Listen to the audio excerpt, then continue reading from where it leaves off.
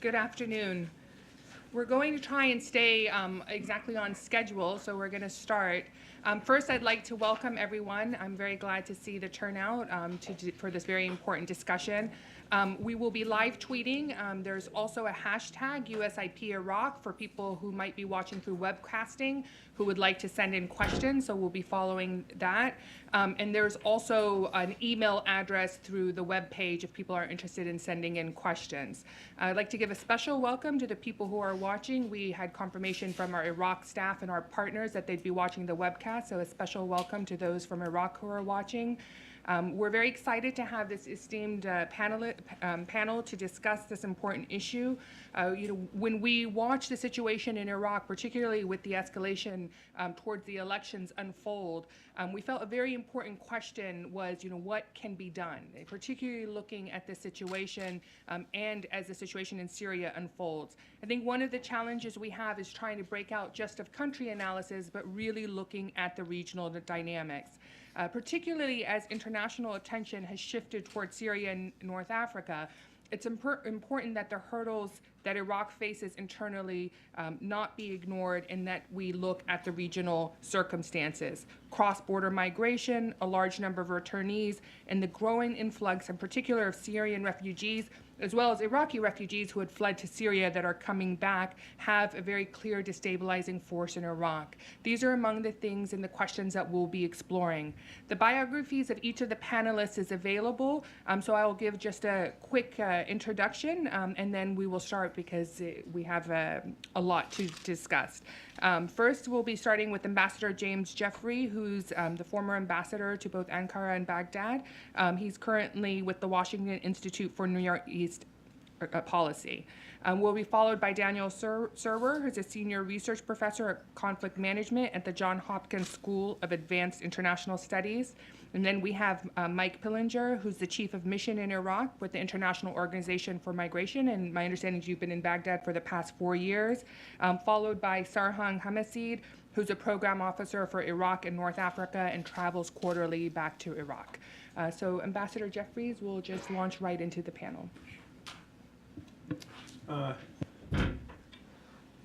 Thank you very much, Manal. It's very good to see not only so many people here, but a number of you who I can welcome from past experiences in or involving Iraq or elsewhere in the Middle East.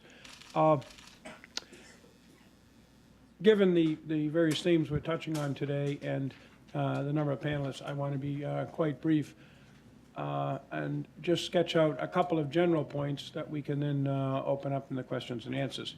First of all, not unexpectedly, as I was the ambassador there in December 2011 when the U.S. military left, at that time you can chalk Iraq up as a success for American policy. Violence was down to very, very low levels. We had a constitutional order. The country was slowly but still measurably coming out of its governance and basic economic crisis, and it was had quite broad and deep relations with the United States, all to the positive. The Iraq we're looking at today presents worrying signs of sectarian division, challenges to the constitutional order, and in particular, as Manal mentioned, the impact of events outside of Iraq. So what happened? First and foremost, Syria. The nature of the Syrian conflict, that is the ethnic, sectarian basis for much of it, the role of Iran on one side supporting the Assad government along with Hezbollah, and various states in the Middle East that are seen as supporting Sunni Islamic movements, Qatar and Turkey, and to a lesser degree Saudi Arabia on the other, have given this a sectarian tone or color, and have opened up the risk that this is going to spread and be not a revolution inside of a country with some outside interference, particularly on the part of Iran and Hezbollah, but rather a sectarian divide across the Middle East, pulling in, at least initially, Iraq and Lebanon, both of which have their own bitter divisions that have been only temporarily sealed over the past few years. Those of us, such as Dan Sewer and I, who served in the Balkans remember how the Balkans degenerated, Bosnia being the best example, from societies that, from societies that were very, very integrated and cosmopolitan into ethnic and particularly religious divides. This is exactly what we don't want to see happening in Iraq and in the region, yet it is what I fear we're going to see if we don't act very soon. So how is this impacted on Iraq? Well, Iraq was and is a democracy. It has constitutional structures, and as far as I can see, the constitutional structures are continuing to be adhered to. That is, everything I know, and those folks who have access to intelligence can assess this their own way, but the Maliki government and most of the leaders of it actually do look at the constitutional rules when they try to figure out how to build coalitions and how to deal with the problems they have. The recent agreement just a couple of days ago between the Kurds and the central government that should bring the Kurdish ministers quasi-permanently back into the government is a sign of how things can go in the right direction. On the other hand, the serious breakdown of security in first Kirkuk province, in Hawija, and then in Anbar, and the standoff between Iraqi security forces and various Sunni protesters, armed Sunni groups, and offshoots of al-Qaeda, that is very, very troubling. And that has to be dealt with by the government and by the various parties in the near future, or there's a danger that things can unravel more in directions that we've seen, again, all too often, first in the Balkans and then in the region. The U.S. role. The U.S. has a key role for several reasons. First of all, for all that is said and done, this was a success of U.S. diplomacy and U.S. arms, and there are serious sunk costs in it. There are also very significant relationships in play here, not only with the Iraqi government, which is in the process of purchasing up to $14 billion of American weapons, but also with many of our allies in the region, Turkey, Jordan, Kuwait, and Saudi Arabia, to name four, who border on Iraq and who feel that if Iraq becomes unstable, that's going to have an impact on them. So there is a ricochet effect if Iraq runs into trouble. Thirdly, Iraq has always been at the center of the Middle East, and it's been at the center of the problems of the Middle East, geographically, in terms of its size of its population, their education, the agricultural, and above all, oil resources that the country has. These are all immense, and it's not something that we can ignore. The International Energy Agency has estimated that Iraq will produce 45% of new crude oil worldwide in this coming decade. That's huge, and that doesn't take into consideration the more ambitious plans for oil exploration in the north. So the need for the U.S. to maintain its relations there and to play as strong a role as possible, I think, are paramount in our manifest. So what can the U.S. do? First of all, it can deal better with the Syrian crisis. Nothing will be fixed if Syria is not dealt with one way or the other. In terms of Iraq itself, several things, and they may sound a bit counterintuitive, but that's the nature of Iraq. First of all, we have to continue to provide and accelerate and expand the counterterrorism support we give the Maliki government against the genuine al-Qaeda terrorists. That's complicated now because they are now finding ways to reintegrate themselves into the Sunni population. We hadn't seen that when I was there. Other than in parts of West Mosul, they were basically on the run. Now they're finding more of a place to hide and to burrow down among the population. But still, they're enemies of Iraq, they're enemies of us, they're enemies of everybody in the Middle East, and they need to be dealt with, and we need to help Maliki. On the other hand, we also need to be very, very clear that there is no unity of Iraq without a constitutional democratic structure.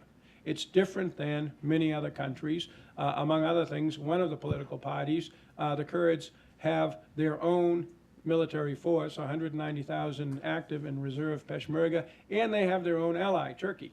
The relationship between Turkey and Kurds inside and outside of Iraq is very significant, is growing, and has to be taken into consideration. So there is no solution other than a constitutional solution. And I think, I could be wrong here, I think that enough Iraqis have bought into the democratic, constitutional regime in Iraq to give considerable hope that with nudging and prodding from us and from some of the other international actors, we can see some progress and pull the two sides back from the brink. As I said, it looked like the Kurds and the central government were going to go into military conflict with each other a few weeks or a few months ago, and they sat down and cut a deal. That deal needs to be also, including the hydrocarbons aspects of it, which are key. That deal needs to be strongly supported by the U.S. government. The U.S. government is very involved in this already.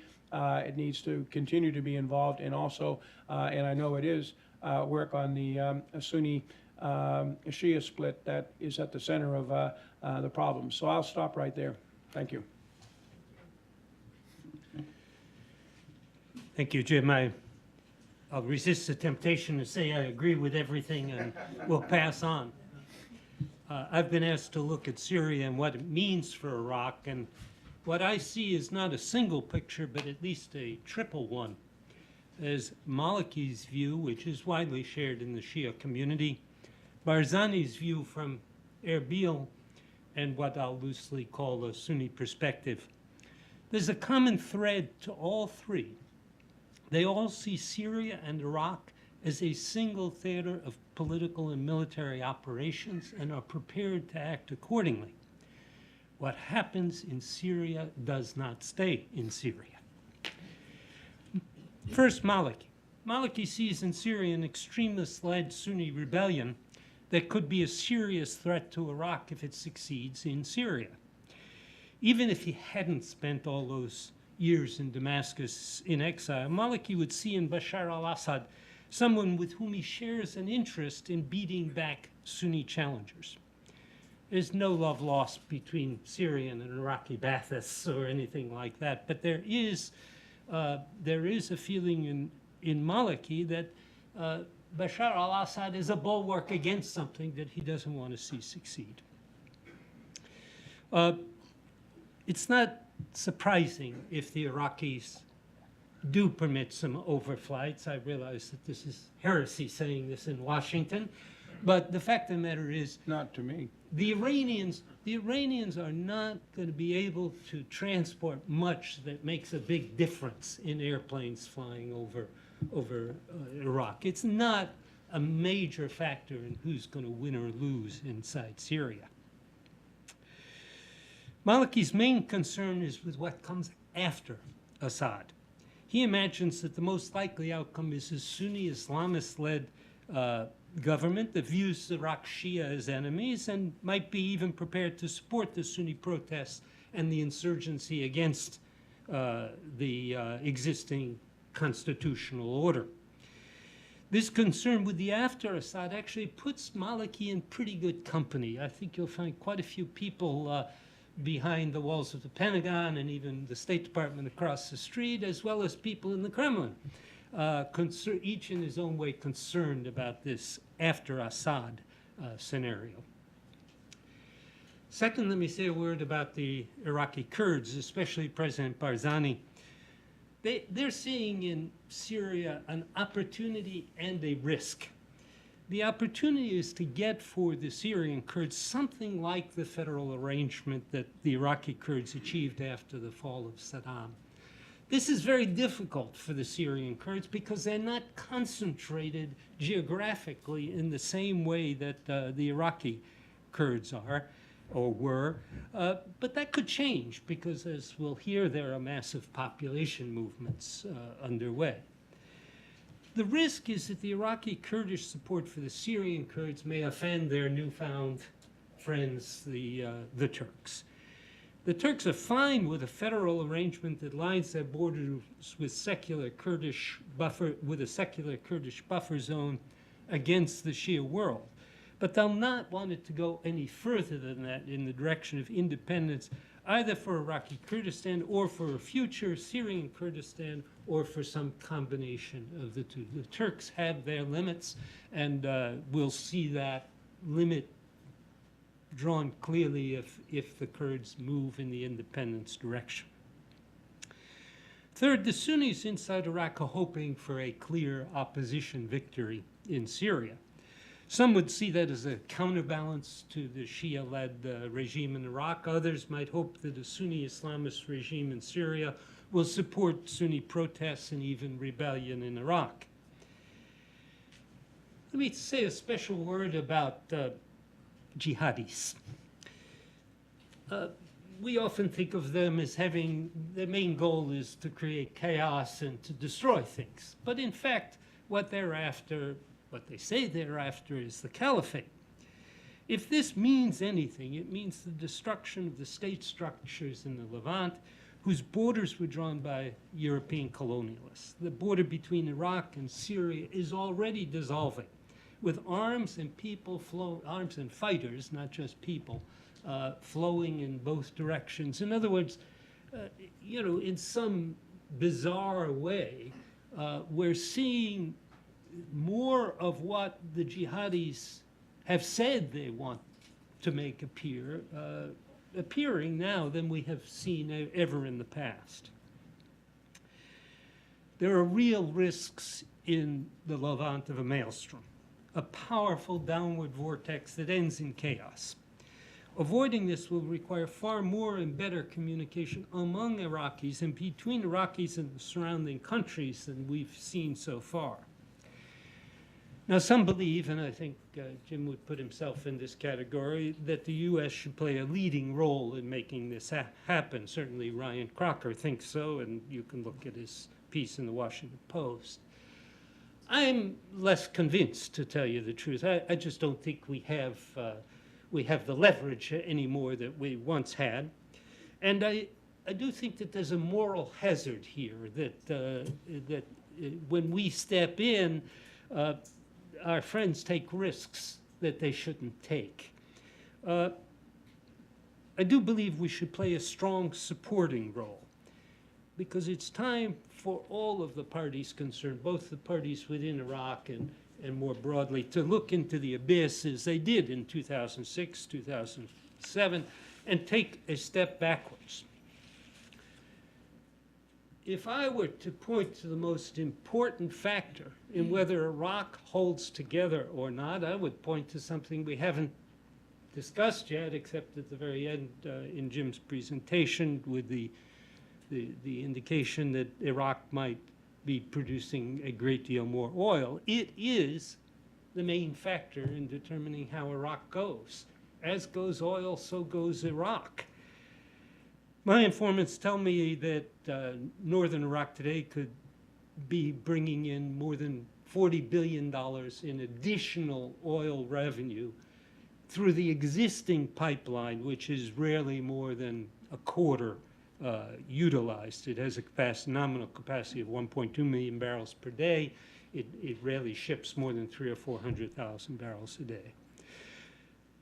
But to exploit Iraq's really extraordinary resources and extraordinary geographical position, which enables it to export oil not only south through Hormuz, which, by the way, is not a very good idea from an American perspective. I'm sorry that we helped the Iraqis rebuild the southern port. I think we should have helped them build pipelines to the north and west before we rebuilt the southern port. But so be it. It's done. It's a good thing. It's helped us in a period of high oil prices. But today, the main focus of America on Iraqi oil policy should be in getting more exports to the north and west. Iraqis find it hard to think in terms of enlarging the pie. And I think that's where the American influence is important. In improving communications, helping the Iraqis to see the better future they can forge by focusing on their really vast natural resources, getting them out of the ground, and getting them out of Iraq in directions that tie Iraq more closely to Europe and to the West. Thank you.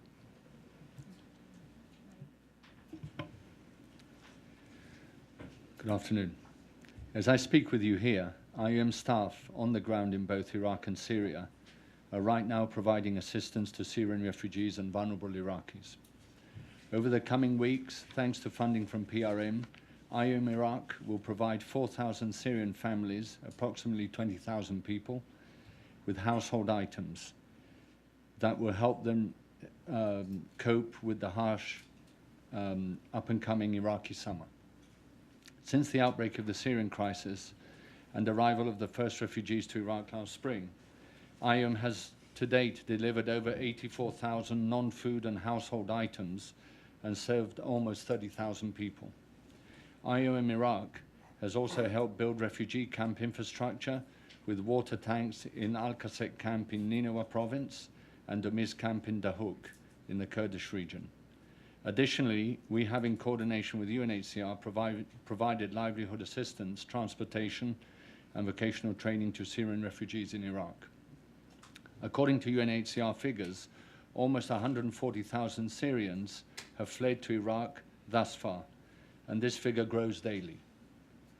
Syrian refugee camps are presently the fastest growing human settlements, and current camps cannot cope with the daily influx, numbered at 700 new Syrian arrivals every day in Iraq. It is estimated that at the end of 2013, Iraq will have 300,000 Syrian refugees. In light of these realities, IOM is involved in the opening of 2 new refugee camps in the Kurdish region. As you know, over the past decades, many Iraqi refugees sought shelter in Syria. According to some estimates, at one point this group numbered 1 million. In a bitter twist of irony, these refugees are now fleeing yet another crisis and becoming refugees in the country they once called home.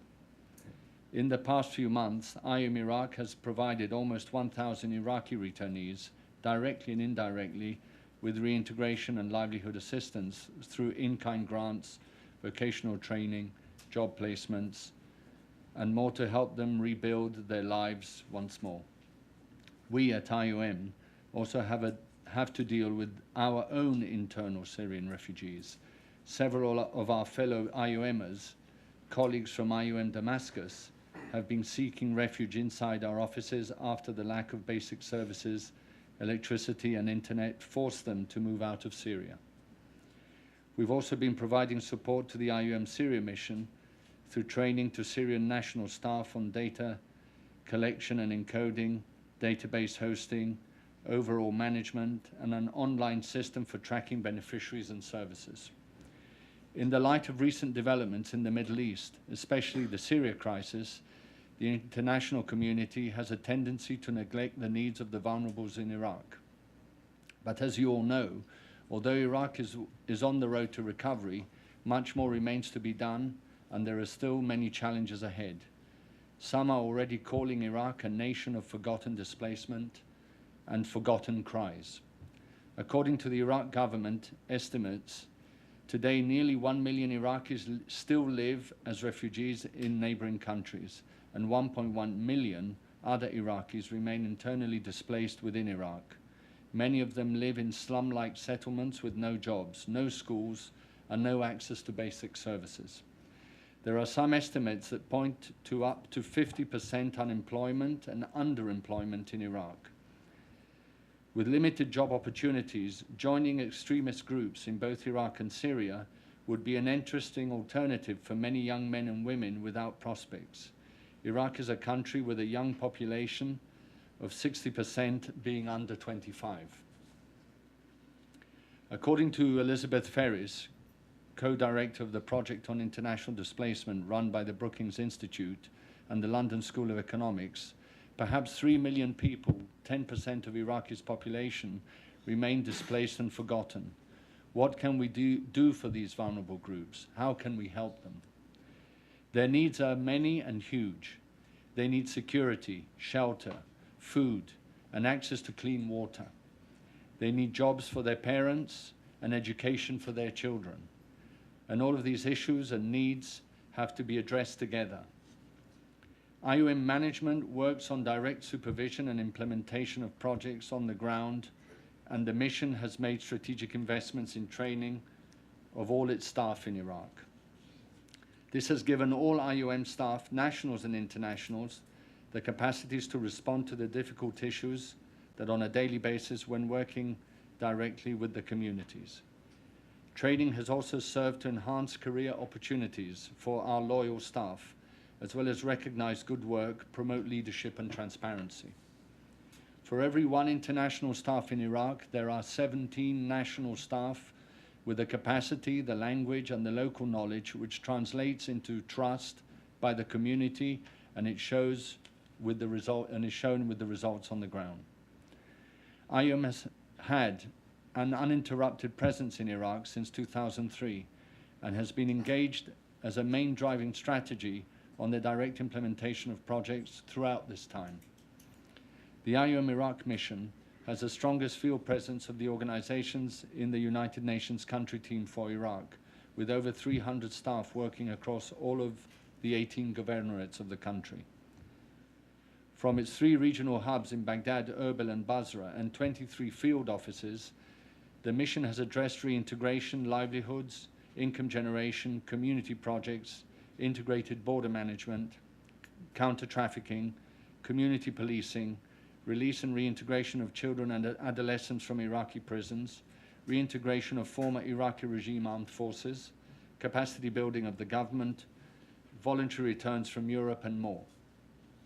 During 2011 and 12 alone, IOM Iraq directly served over 250,000 of the most vulnerable Iraqis, and through this support also assisted their families and communities indirectly, serving over 1 million beneficiaries. This is crucial work of which IOM and its partners can and should be proud of. Yet one must also recognize that it remains just a drop in the ocean in light of the huge needs still present in Iraq. I want to briefly talk to you about the importance of partnership and training in humanitarian response in relation to the increase in protracted conflicts in the world, of which both Syria and Iraq are no exceptions. Since 2010, our logistics services in Iraq have been greatly improved in terms of efficiency and effectiveness, thanks to a comprehensive set of pro bono trainings received from the Kuna Foundation. The Kuna Foundation, based in Switzerland, is a philanthropic organization established by Mr. Michael Klaus Kuna, the founder of Kuna Nagel, the world's largest global company on container shipping. With their support, we have improved our operations through the use of centralized warehousing, logistics and supply chain management processes in humanitarian response. As a result, IOM Iraq's delivery time for life-saving assistance decreased threefold from 2009 to 2012, confirming that good logistics saves more lives. We are now also discussing with the Kuna Foundation support to the IOM Syria mission to ensure the same speed of delivery of humanitarian assistance similar to what has been done in Iraq. In 2013, in partnership with Lugano University in Switzerland, we launched a part-time tailor-made master's in advanced studies in humanitarian operations and supply chain management. This innovative master's was designed so that our busy staff in the field can participate. We call it the Flying Masters, because the professors travel to the field where the operations are being implemented. Simulations are replaced in the classroom with real-life problems and case studies from the IOM operations in relation to immediately improving the delivery of assistance in the complex environment in which we work in both Iraq and Syria. We currently have 23 staff of 15 nationalities are enrolled in the master's program. Why this emphasis on training, you may ask? The answer is simple. The humanitarian world is short of skilled personnel and is in need of further dramatic reform to manage successfully over ever more complex tasks, especially in the field of logistics and supply chain management. Not only does this sector cut across all services and program areas of management, but it is also recognized today as the fastest growing area in the humanitarian world, as marked by the increase of unresolved man-made and natural disasters. We need to change the world's major problems by teaching people and by teaching teachers so that afterwards they will be able to solve their own problems and not always rely on help from outside. In Iraq, our work on merging the academia, the humanitarian and the private or philanthropic sectors have been exemplary in recognizing the need for closer cooperation between all sectors in establishing a globalized approach to making the world a more accountable, functional and stable place. Thank you. Thank you.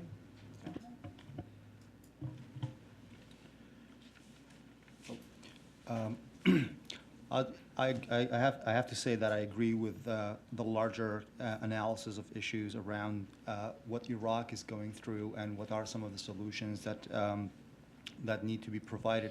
I like to focus at things from more on the grounds up, and given the USIP's experience in Iraq since 2003, and having a main office there in Baghdad, and what we hear from our partners, we're mostly working with civil society and how the situation has been evolving. Obviously, before doing that, I'd like to highlight the effect of regional incidents. The Arab Spring, when they happened, they inspired dissatisfied Iraqis with the performance of the state, with lack of services, unemployment, social injustice, come out to the street, and then withdraw from it after political opponents of the government have taken to the streets, and the protesters felt that their rightful demands have been hijacked and been used for political gains.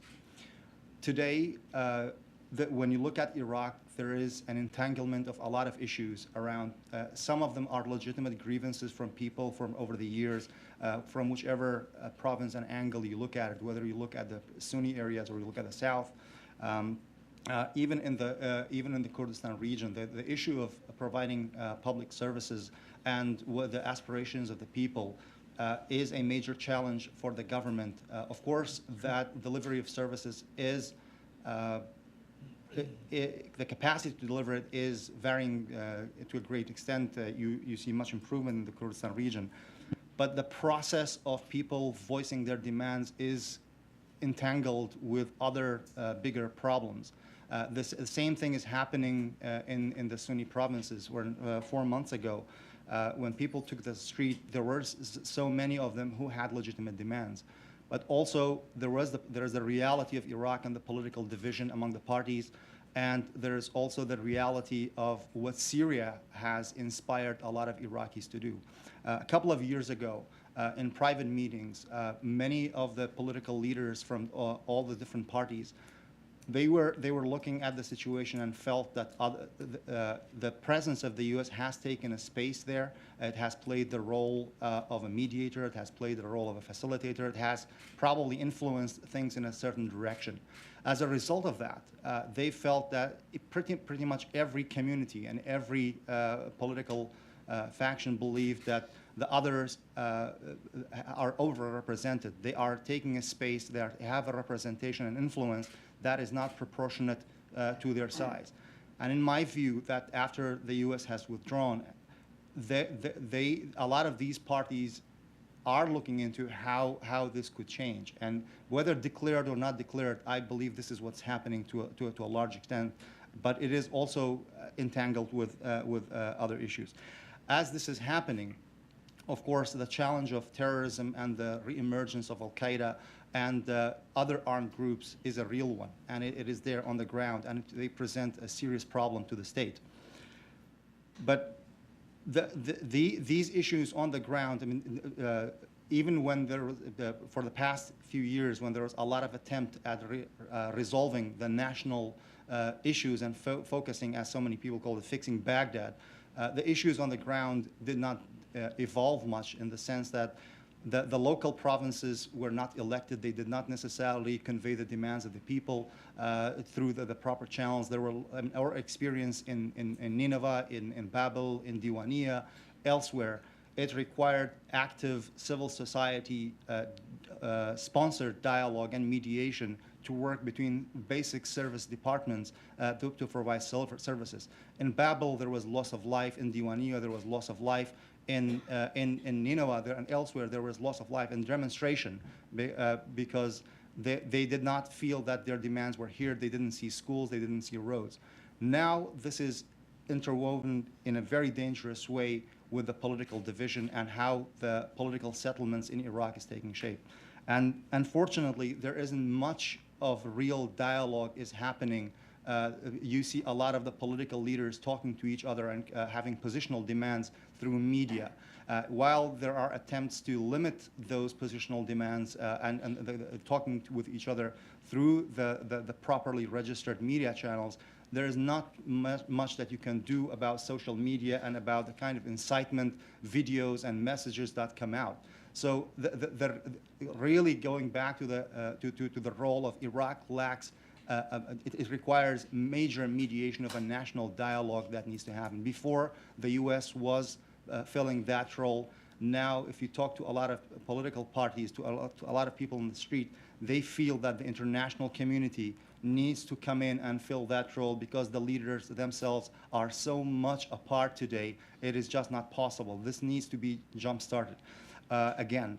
And obviously, President Talabani and the presidency itself as an institution could play a role in that, but as we know, he is out of the picture now for health reasons, and there is no other institution. The parliament, the council of ministers, the provincial councils are so much now driven into sectarian and religious and political divisions, it is not possible for them to engage in real dialogue.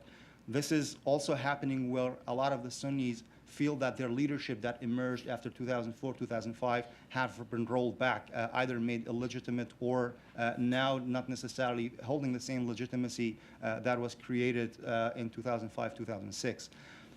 What happens now, if you look at the Iraqi picture, is that you have a lot of dissatisfied citizens. You have tribal leaders who are not happy with the way things are run in their backyard, are taking to the streets and making the demand. And the channel of community and the barrier between, and the connection between the people on the street and the government, you see the military and other security forces in between. And this is a very dangerous thing happening at the moment. If we go in the Iraqi army, the security forces are not set up to handle this situation, and they are finding themselves in a very, very tough spot. I mean, if you go back to 2005, 2006, even the U.S. military, the well-equipped, well-trained, with a lot of experience, found itself in a situation that was not ready to handle. It had to go back and write its manual, re-strategize, allocate other resources to handle this situation. The Iraqi army is not set up, is not trained to handle this. And obviously the threat of terrorism on Iraq is a real one.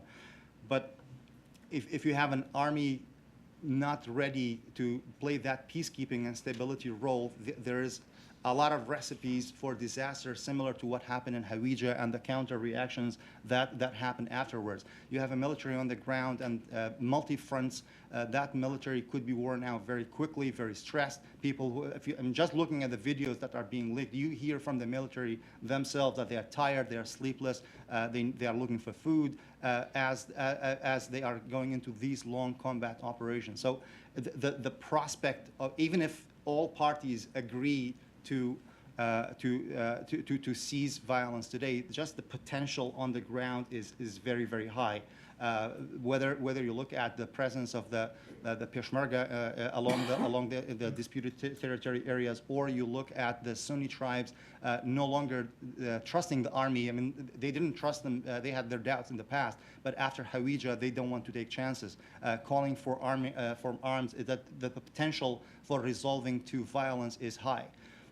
2005, 2006, there were many who thought that the U.S. probably should step aside and the Iraqis need to handle this themselves. And obviously that is a dangerous thinking. There are also people today who may think that may be the way to go. But if that starts again, who will stop this now, especially given what we hear from the rest of the panelists about the effects of Syria, and it is becoming in one stage, and armed groups getting together and seeing mutual interest in both countries. There is a real need for national dialogue. There is a real need for Friends of Iraq, for the international community, to help them get back to the table.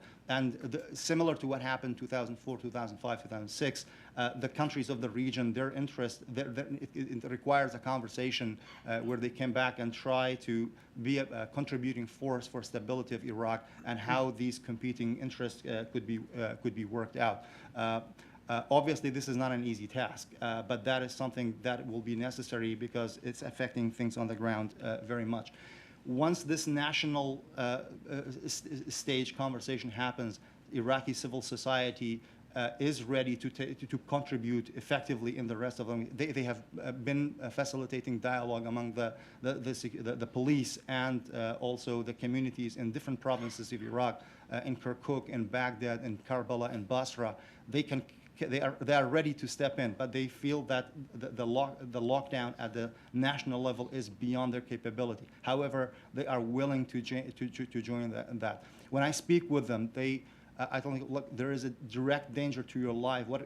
And they don't want to go back to what was in 2005, 2007 period. They said, look, if we don't act now, if we don't do something about it, the terror, the problems, the fighting will come into our homes. If it's at the end of the street today, it will come into our homes. So we are ready and willing to do something about it.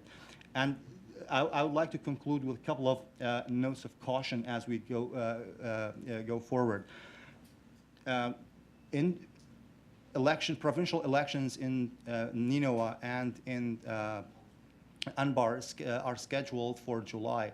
There may be this may bring the temptation for ending the kind of disobedience, or whatever is the right word to call it, very quickly.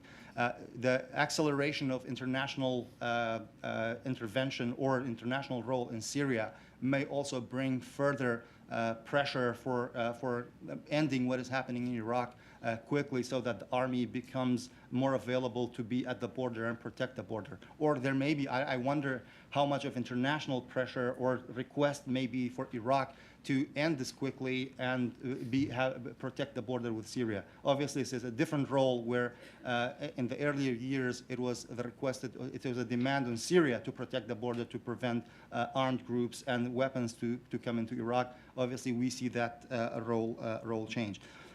And a lot of what happened, we saw how the rhetoric of provincial elections have influenced it in parties taking to the media and not having the interest. There were so many people on the street who would tell you the politicians are creating this kind of crisis because they did not deliver on services. Therefore, that is the only platform that they can run on. And if that holds true, and some of it at least is true, the national elections is not too far away.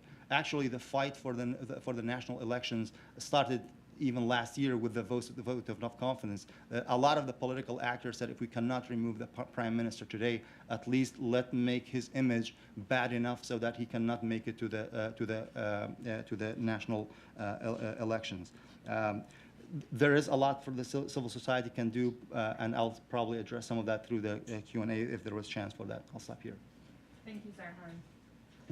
We'll move into the Q&A. If anyone has questions, please, there are 2 mics at the end of the room. Please stand at the mic. I'll start out with a 2-part question.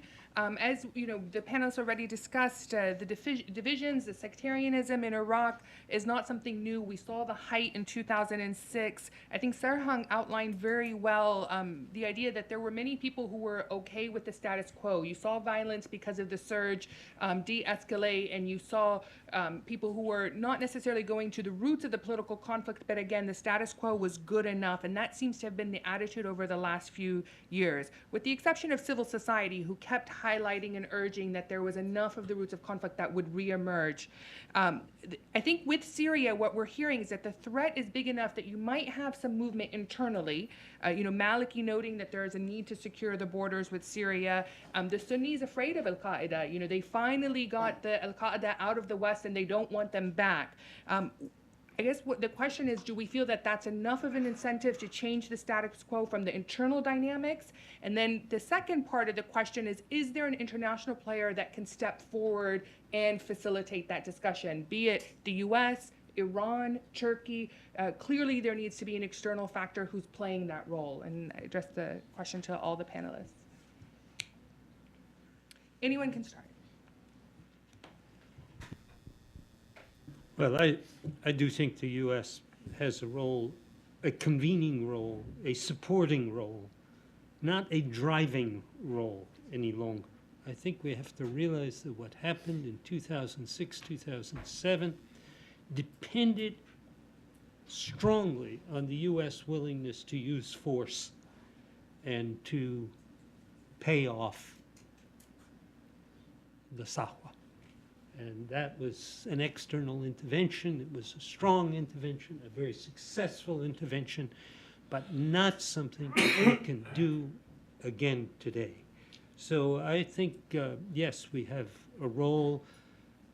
I'd like to see the UN playing a stronger role as well. It did wonderful work several years ago on the question of the disputed territories and the history of ethnic habitation in the disputed territories. That led nowhere, but the work was well done, and I think it might be resurrected as a basis for further discussion. But I hate to say it, but being cynical in this situation is probably going to get you the right answer.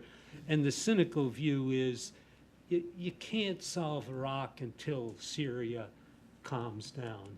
And I'm afraid that I might want us to try in Iraq, but I might want us also to be very hesitant about whether there's any chance of success unless Syria is calm.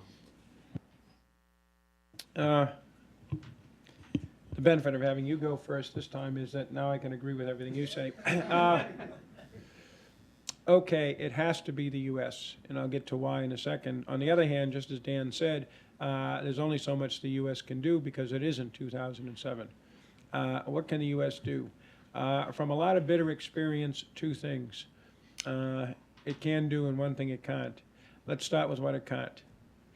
At the end of the day, Iraq is either going to continue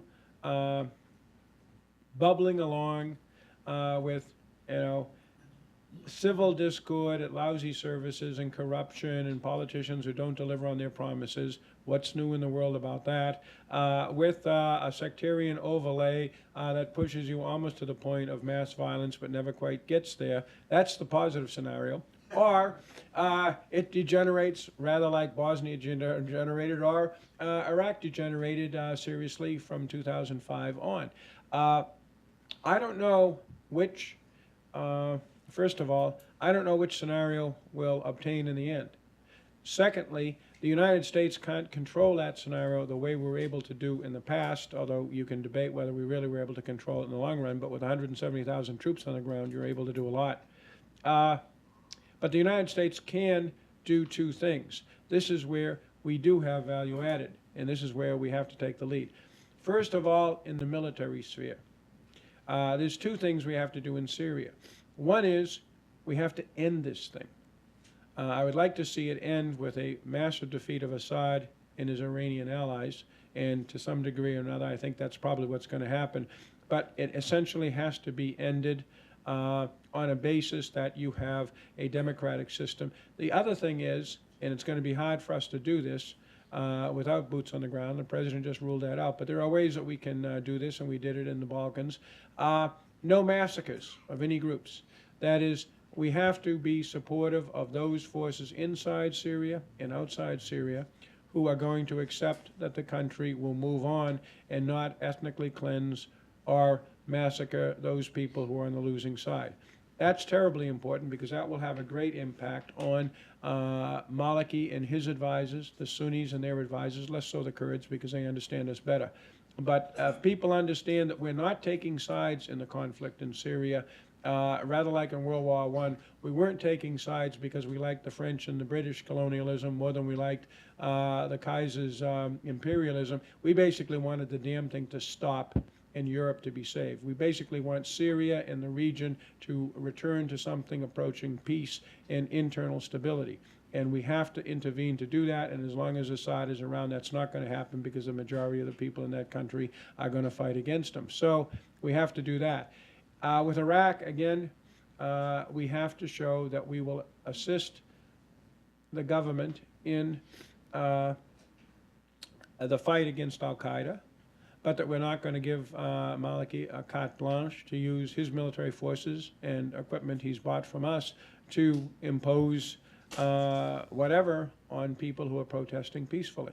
And in a place like Hawija, it's hard to separate the two, believe me, but still, they have to try harder. The other place where the United States can be of use, and we saw this in the fall and again recently, is on concrete issues that drive disputes, such as the hydrocarbons issue. The U.S. brokered a deal between the Turks, the Kurds, and the Iraqis in September and August of 2012. It went on for a while, then it collapsed.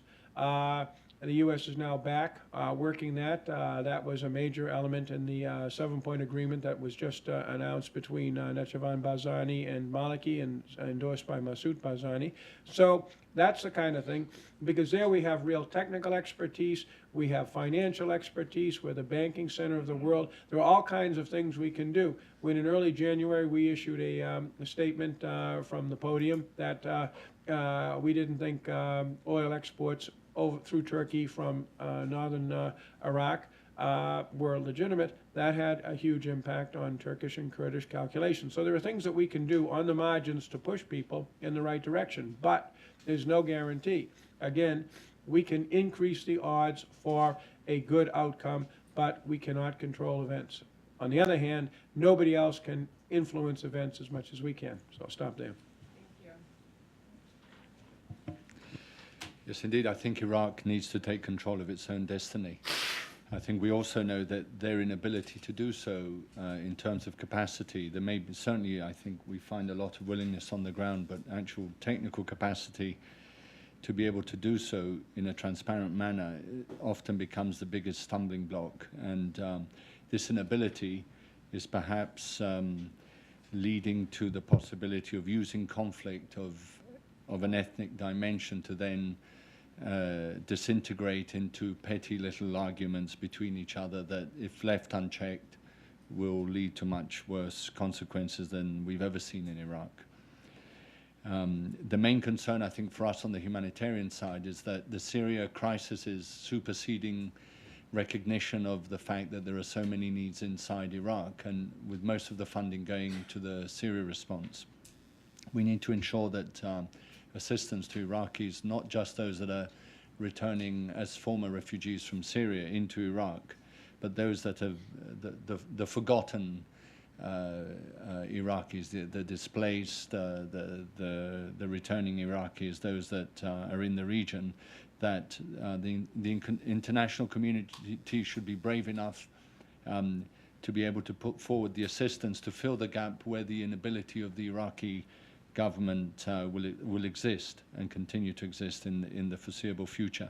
Certainly the last couple of years, the amount of effort and funds we spent in cooperating with our main ministry, which is the Ministry of Migration and Displacement, in relation to them beginning to fund the programs that we were working on together, led to absolutely no results.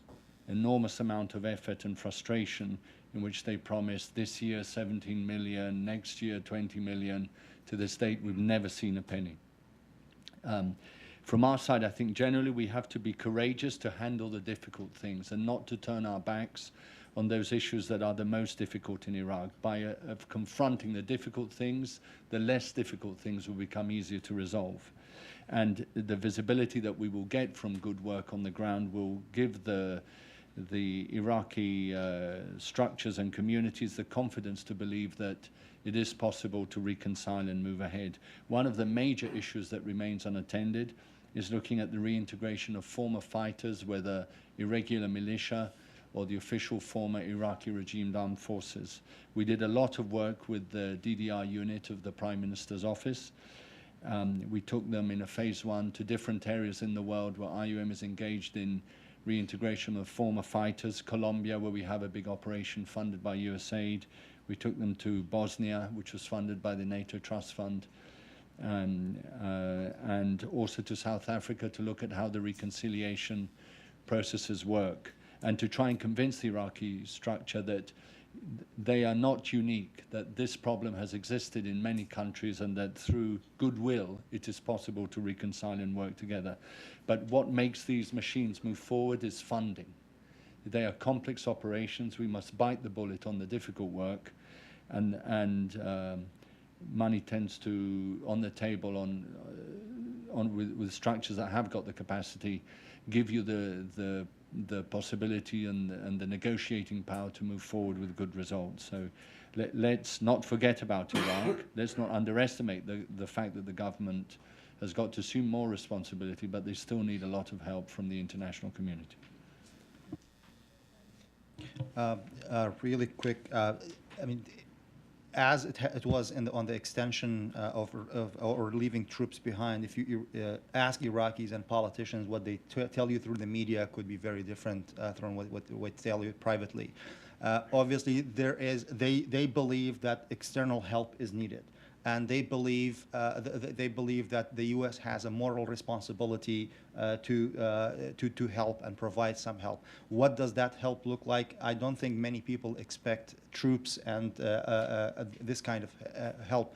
But some of the ideas that I could think of that will be helpful through the strategic framework agreement between the two countries. I mean, just sharing some of the advice, some of the experiences that the U.S. military went through in the very difficult years. What are some of the strategies and tactics they used? I mean, obviously, the U.S. military did not have the same interests that the Iraqi army has, because right now, for many people, it is being perceived as that's an army in the hand of the state that is supporting a certain sectarian belief. But sharing those experiences with the military leaders, with the security forces, I think could make a good difference. Hearing those messages from Iraq's friends, as many friends as Iraq can get, I think it's an important one, because it's important to realize that there is a lot of sensitivity in Iraq around sovereignty. They want to feel sovereign, and I think there could be safe ways found where you listen to your friends and you listen to their experiences and see. I mean, the U.S. military did use force. There are certain problems that you have to use force to solve them, but there was also a strategy where the U.S. military was looking at withdrawing from the cities and using local forces. I think those same things could be applied and lead to a solution. They need to happen sooner than later, because the amount of tension on the ground is high, and this is where there needs to be a decision at the top to respect those. But even an angry soldier, an angry commander who's under stress could take decisions in a certain directions and could end in a catastrophe. So it is important to act now on those specific things. And the U.S. military itself was reaching out to and established connections with a lot of the tribal leaders.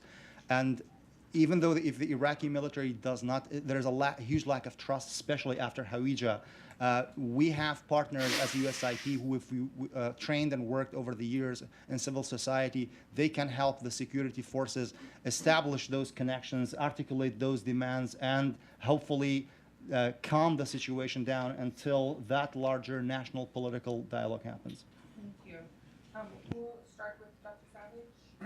If you can just introduction and your affiliation, please. Jim Savage, University of Virginia. Would you comment on Prime Minister al-Maliki's consolidation efforts of power and how he's reacted to the power sharing agreement, in particular the challenges to the independence of the central bank and the resignation of the finance minister? And then would you comment on how the United States has reacted to those consolidation efforts? Yeah. Maliki is driven by two separate impulses. The first is he believes quite strongly that majority government is a better model for ruling than a coalition government that brings in all of the various parties. The basic leitmotif of everything we've done, and essentially what the Iraqis have quasi-officially bought onto, is coalition governments that bring in essentially every party that's represented in Parliament.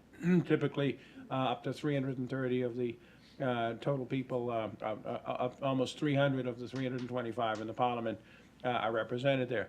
And Maliki feels that that's an inefficient way to rule, that you should rule like you do in Britain. Our counter-argument is, you're not Britain. And the other point is that enough Iraqis also say we're not Britain. Again, that's an encouraging fact. In terms of consolidating the power of the independent electoral commission and the central bank, we were very unhappy with that. At the end of the day, this is a democratic decision. That is, he had the votes in Parliament to some degree. I mean, he was defeated several times. He was successful several times. It's where it has landed is somewhat complex. Basically, if you have a majority in Parliament that's going to support you, at the end of the day, the U.S. can't stand in the way. Again, we think that's a bad idea because we are big fans of pluralism. Maliki's not stupid. He can point to the status of most central banks. Let's take the bank in France, where they're definitely under the control of the central government. We say, you're not France, you're a different country, you need to really focus on pluralism. You know, at the end of the day, the answer doesn't resonate very well. Where the U.S. government watches very closely is actions that are taken that are not endorsed by the Council of Ministers and a majority in the Parliament. And there, the U.S. government has been usually pretty successful in pushing back, and helped, of course, by a lot of other Iraqis, including Iraqis close to Maliki. So that's where I would draw the difference. If he takes things at centralized power that he can get a majority in Parliament to endorse, we just wince and suggest that's a bad idea. When he is doing things that challenge the legitimacy of the Parliament and the legitimacy of his actions, we find that there's a lot of people that are willing to stand up, as it should be. It's a democratic constitutional system, and it's working in a generally democratic constitutional system. It's not going in a direction we would like if we were in a position to have a say. We're not in a position to have a say. But I could name a number of other countries where I've served where the consolidation, in the recent past, where the consolidation of power behind a democratic leader is moving forward apace. We don't like it. There's nothing we can do about it, and there's nothing we will do about it unless the leader steps across a constitutional or a legal barrier. Can I add a word? Maliki's about power, and he's not a small d Democrat in any profound sense, but I got to tell you, I've had a lot to do with members of our Congress and members of our administrations, and I've known a lot of them who are about power and aren't great small d Democrats either. I fault, more than anything else, the failure to mount a serious opposition to Maliki. He's about power. The opposition to him is about holding on to goodies. So they've been very reluctant to resign their positions in the government. They've been very reluctant to leave their perks behind. You need a strong opposition to run a real democracy. And in that sense, I think Maliki's right about majoritarian governments. I like them better than power sharing too. At least the ones I agree with, I like better than power sharing governments. So there's fault here on the opposition side. Sunnis and Kurds have hugged their chairs, not wanting to leave, and they've allowed Maliki to rearrange his majority, though he may have nominally 330 votes in Parliament. In actual practice, each time the issue is really posed, he puts together a new majority that is just a bare majority of votes in Parliament. He's very successful at it. It's clever. It's not wrong. What's really wrong is that the opposition isn't willing to go into opposition. Yeah, I think the majoritarian government, if it's pursued now, will have serious problems because you have opposition on the ground that is not accepting the status quo. So that should be looked at very carefully. I think the temptation to do that is very, very high. But I think also you don't need to go anywhere else. Just look into Iraq, what happened 2004, 2005, when you left part of the country behind, what happened. We'll go to the other side. Oh, sorry, Mike. You have something to add? More or less. I want to thank the panel. My name is Augustus Norton from Boston University. I have a question for Mike Pillinger, a specific one, and then a question for the panel. In some of our recent work at Boston University on refugees, looking at both Syrian and Iraqi refugees, one issue that comes through very powerfully for the Syrian refugees, especially in Jordan, is the very poor physical security, high levels of sexual predation, rape, and so on. In fact, rather surprisingly, the number one issue on the sort of desired items list in the camps is often birth control medications, because women are afraid of being raped and abused and so on.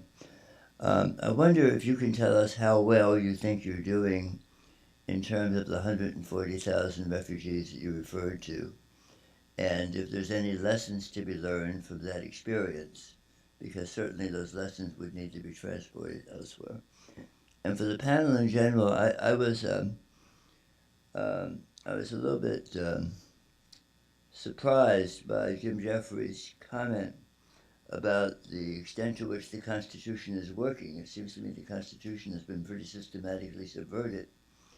When I think of Maliki, for example, he has been able to put together parliamentary majorities for various things, but he's also actively, on an extra-parliamentary basis, undermined the judiciary's independence. He's undermined the command authority in the military. He's basically taken a lot of steps to consolidate his own power in ways that really worry lots of Iraqis, and not just Sunnis, as you don't need to be told. Given the importance of Syria and its impact, its divisive impact within Iraq, and given the fact that I don't agree with Ambassador Jeffrey's point that this is going to end decisively, I spent a lot of time in civil wars. I see this lasting for a long time for a number of reasons that I can lay out analytically in another context. The issue of national dialogue is crucial. And what you're describing, and I think any careful listener to this panel would have to agree, what you're describing is a prime minister who's not into dialogue. He's not into dialogue. This model of majoritarian rule is not a model for dialogue. Given the urgency of dialogue, is it possible to seriously envisage a national dialogue without a new prime minister? Thank you very much. Yes, indeed, you raised a point which I think is familiar in all environments similar to Iraq, and Iraq, again, is no exception. What we've seen with the Syrian crisis increasingly, that with the number of vulnerable women that are in camps, at times even separated from the rest of their family, that indeed issues that relate to sexual exploitation are very much present, not just in Jordan, but certainly also in Iraq and elsewhere in the region. Main reasons, I think, are issues that relate to lack of employment possibilities and insecurity as a whole, leading either women, for whatever reason, or the traffickers themselves to exploit the situation to their personal interests.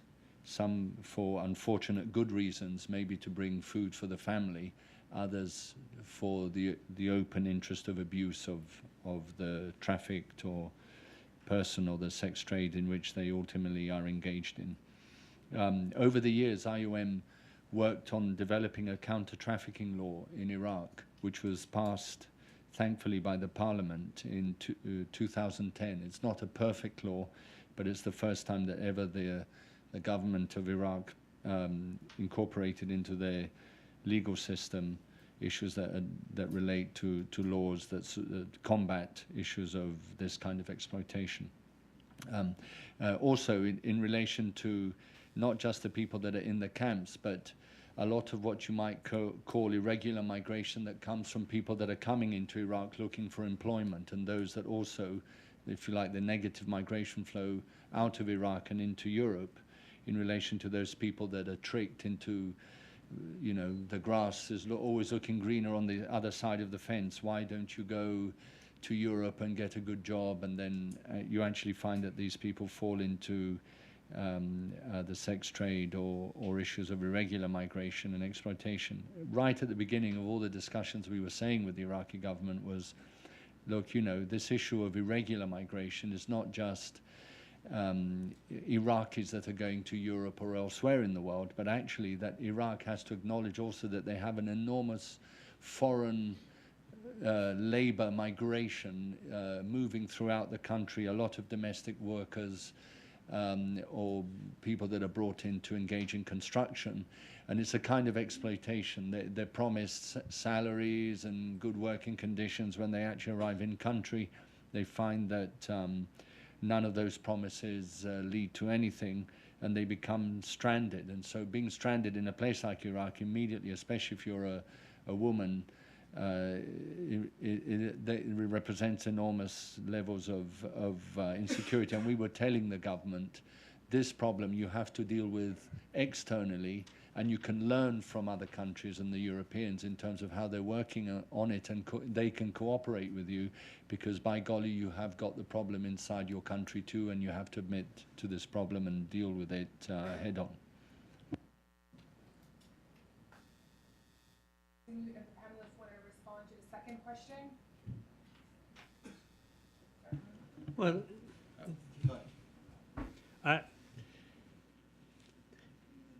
you know, I'm with Jim. You have to deal with the prime minister who's elected. And he was legitimately elected. And I don't think we can pick and choose who's prime minister of Iraq anymore. So if he's going to be elected again, and if you asked me to put money on it today, I would put money on it today. I think he's going to be prime minister again after the next election. Unless the court, by some astounding surprise, says he can't do it. We have to deal with that. And his method of dialogue may not be mine or yours, Richard, but it is a kind of dialogue that he conducts, and he comes up with these 7-point agreements, and whose fault is it that he doesn't fulfill them? It's not only his fault, it's his interlocutor's fault. Yeah, I don't want to get, in building onto what Dan says, I don't want to get too much in the camp of endorsing Prime Minister Maliki. I agree with everything that's been said.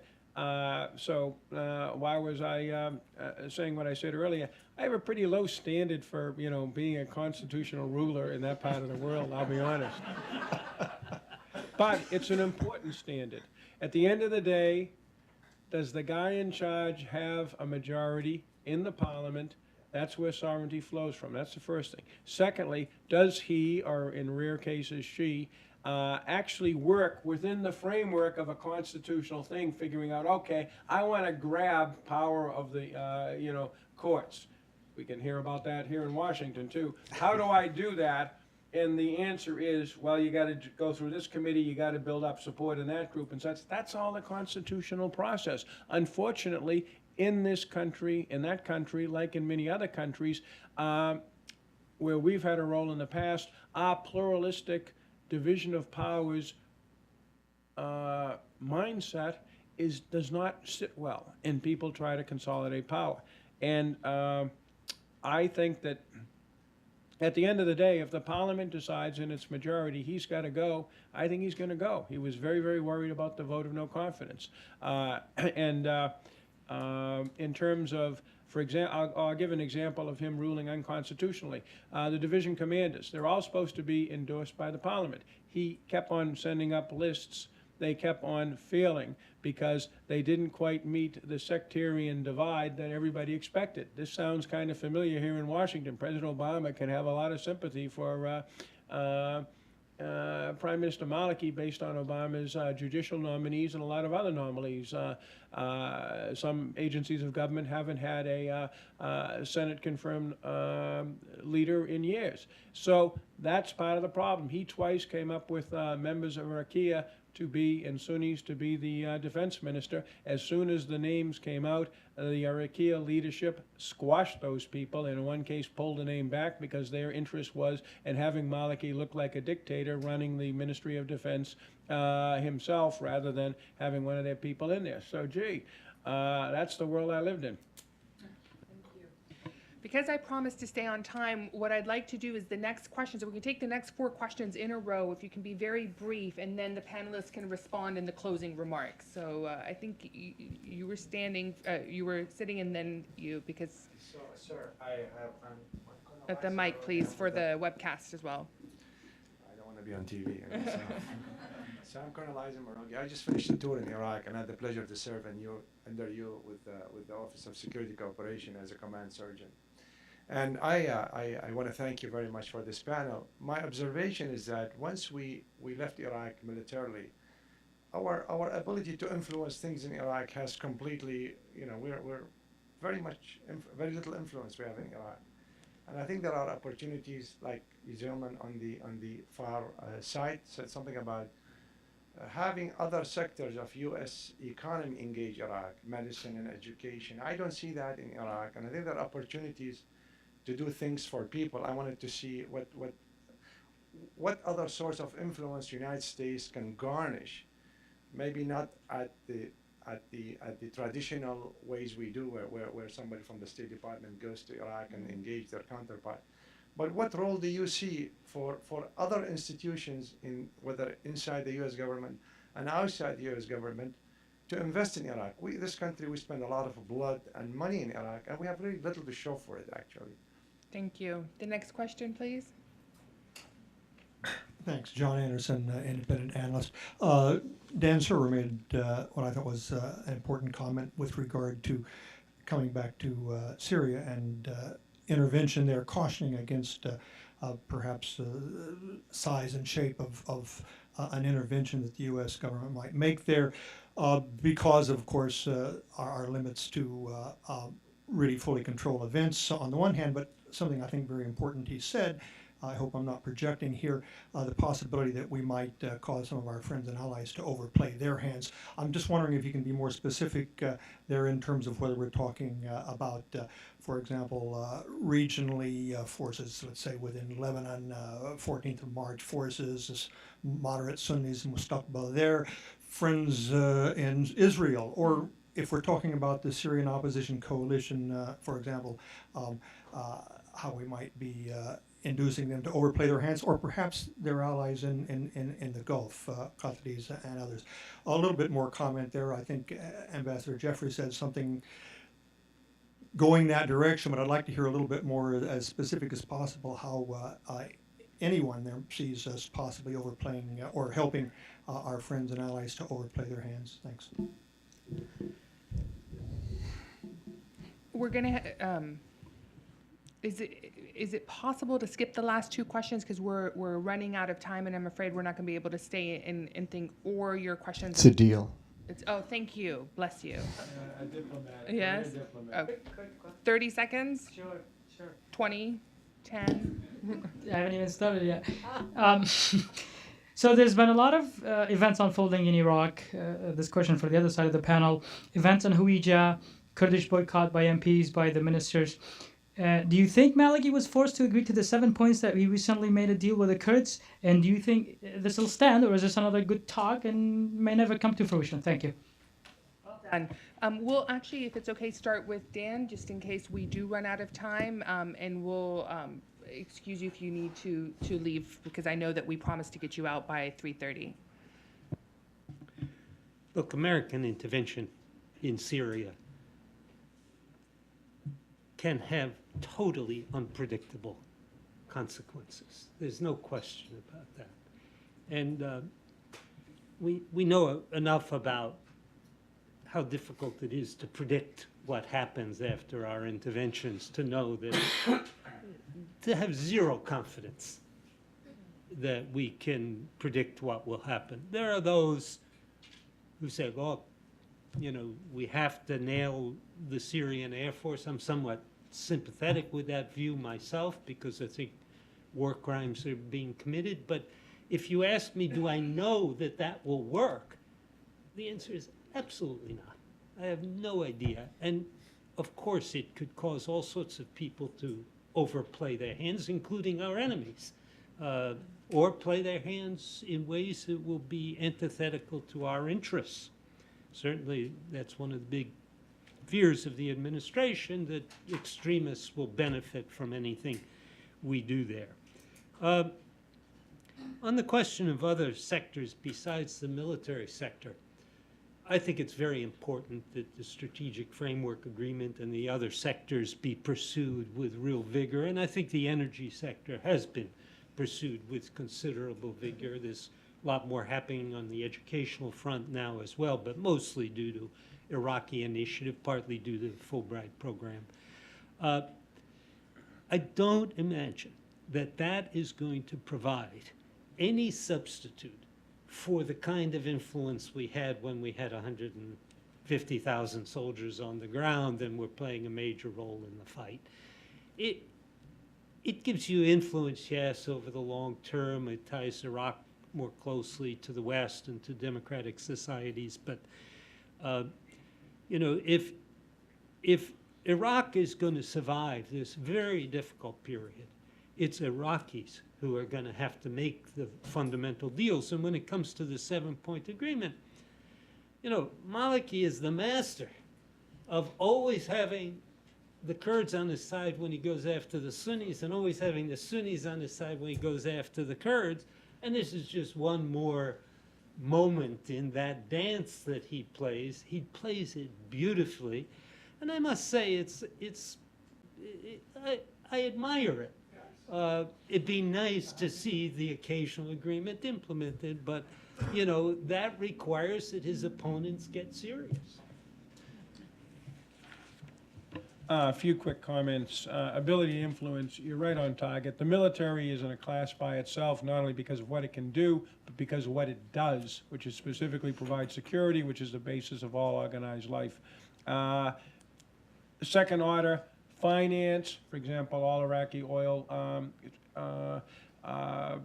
payments go into an account that's protected currently by the President of the United States in the Federal Reserve in New York. That's an important thing. That's something that has real clout. That's something they're interested in. The U.S. role in the Security Council, Iraq is still under Chapter 7. The energy sector, Dan mentioned, there are various ways we play there. The rest of our extraordinary soft power, as a guy who throws that stuff at problems for the last 30 years, it's very hard to mobilize it. You try, you get victories, little and big, but it really isn't like deploying the 18th Airborne Corps. Allies overplaying their hand, they will, unless we play not only the leading role, but we play a big role. The classic example of it is the first Gulf War and Dick Holbrooke in Serbia. You want to see how you keep allies from overplaying their role and lining up and doing, you know, all cooperating and supporting each other. That's the example. Little to show, I was kind of hurt by that, but not surprised. And I'll tell you why, and now I'll be a little controversial at the end of it. We still have a constitutional democratic regime in Iraq. By and large, despite the recent fighting, it's at relative peace and lack of violence compared to many of the countries around it. It is pumping out a lot of oil, which, among other things, is allowing us to impose a draconian sanctions regime that's cut Iran's oil in half because we're getting additional oil from Iraq. And it's going to provide a lot more oil in the future. Now, it may collapse tomorrow, but why would you have said that, and why do I hear that so often? And I'll tell you why. Because a lot of us, including explicitly the U.S. military, were fed the line and allowed themselves to be fed the line that we were going to fix all of Iraq's problems, and this was going to look like Norway. And it doesn't look like Norway. So therefore, people say, why did we do all of that? It doesn't look like Norway. They still don't like each other. They don't have clean water. You know, but they have more clean water than they did 5 years ago, and that's to the credit of the U.S. military as much as anybody. And they're holding together, and that's the most we can ask for. And that's a lesson. We have to be very careful and modest in what we're assuming, among other things. Then it's hard to get our troops to go back in and fight the next one if they're going to be told, yeah, this time we are going to create Norway. Well, no, we're not. We haven't created Norway anywhere since we created Japan and Germany into Norway, and that's about the military support we get from the two of them, too. So be careful what you ask for. Thank you. Yeah, really quickly on this, I think it would be tough to imagine that the prime minister will be changed given all the dynamics and the kind of resources he has. But the provincial elections may have changed some of the kind of the internal Shia house. How are the weights changing there? So that may bring interesting changes. Of course, there's those who think that this change of the recent position in the agreement could have been tied to that, because he may be able, finally starting to think that, okay, there is a limit of how far this can go. But also, I think we have to also understand that if you look into that deal, at least what is public about it, it's mostly frameworks about and common principles rather than actually specific things that will happen. And second of all, I think we have to always remember that the Iraq's neighbor to the east has also a strong hand in the pace of things inside Iraq. And there are many of those who believe that actually even this deal was sponsored by that neighbor, not other forces. Thank you all very much, and some of our panelists will remain for further questions and discussion. Thank you.